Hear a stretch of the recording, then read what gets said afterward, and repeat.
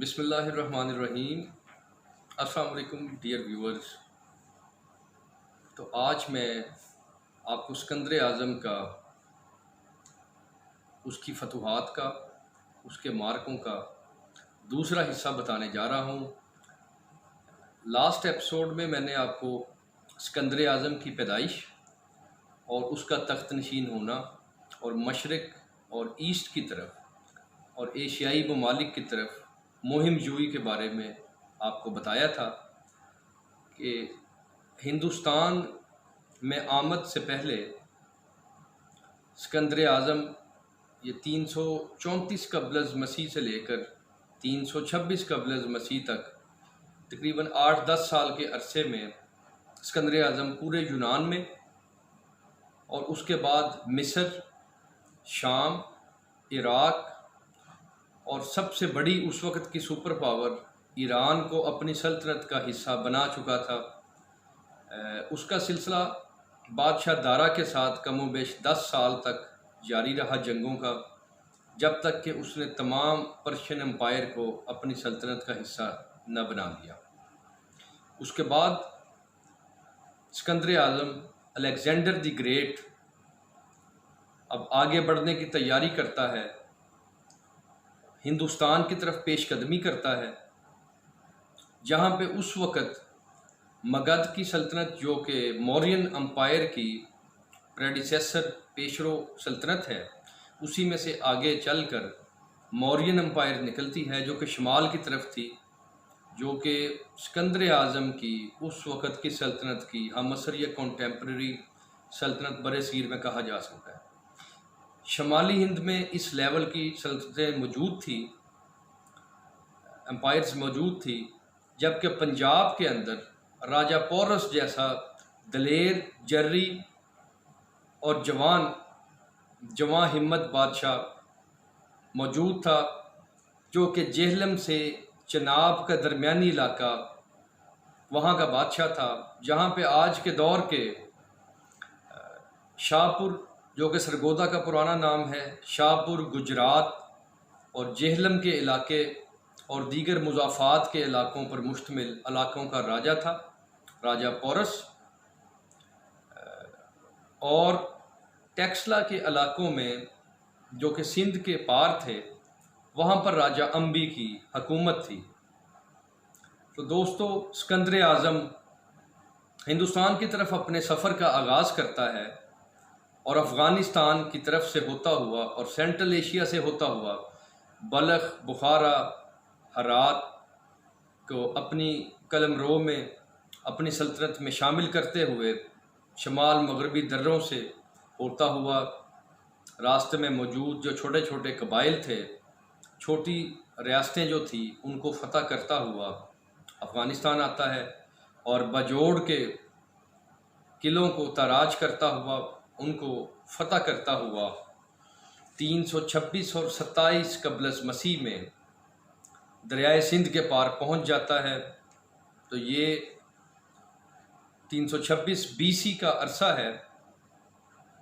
राजा अम्बी जो है, टेक्सला का जो राजा है, जो कि दरियाए सिंध से पार के इलाके में मौजूद था,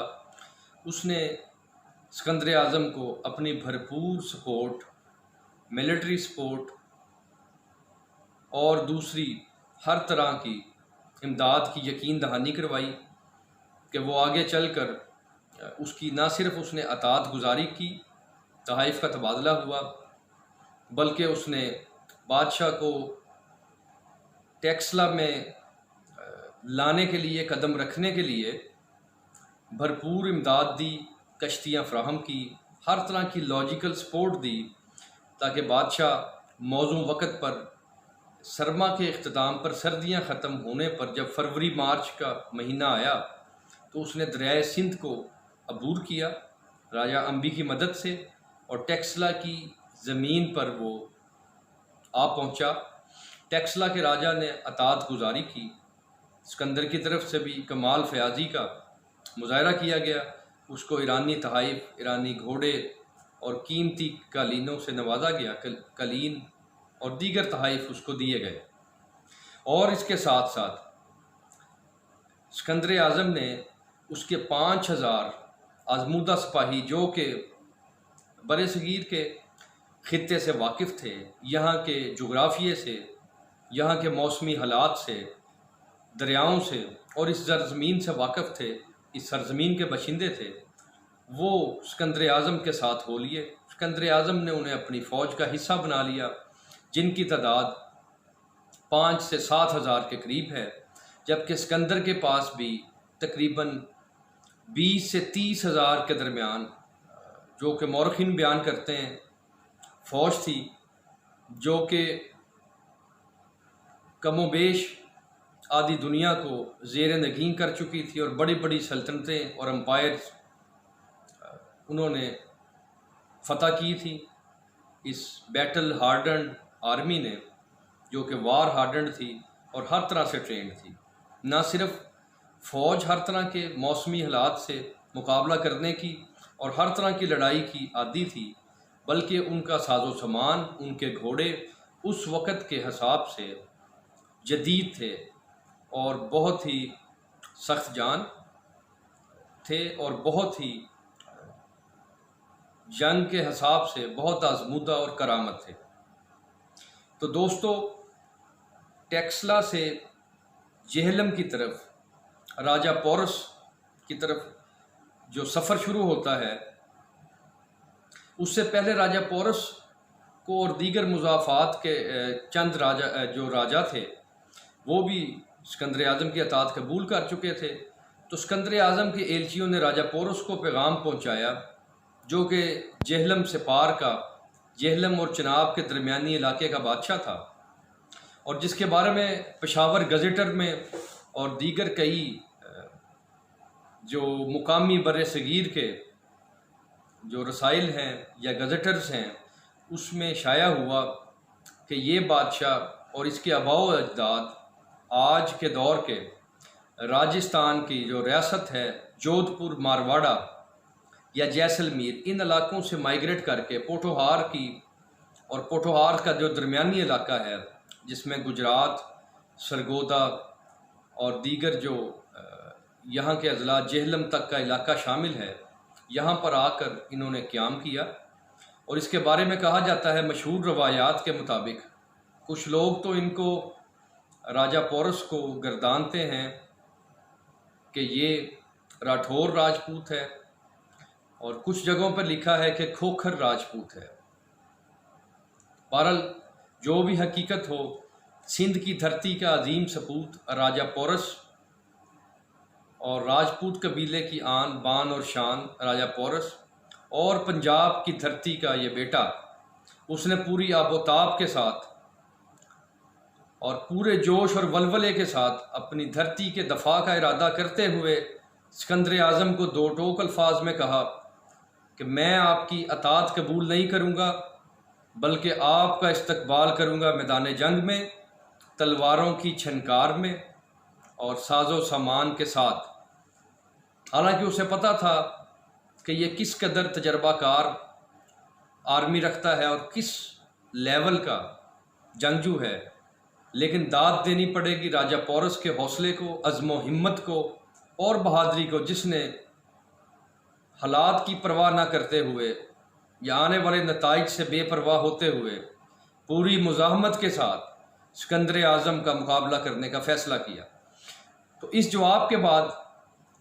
जो कि पोरस की तरफ से सिकंदर आज़म को मिलता है, सिकंदर आज़म ने अपनी पेशकदमी का आगाज़ किया राजा अम्बी के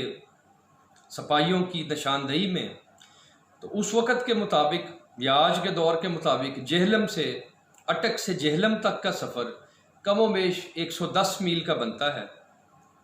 तो इन्होंने अपने सफ़र का आगाज़ किया और मई के महीने में दरियाए जेहलम के पार पहुँच गए। दरिया पूरी अपनी आबोताब पर था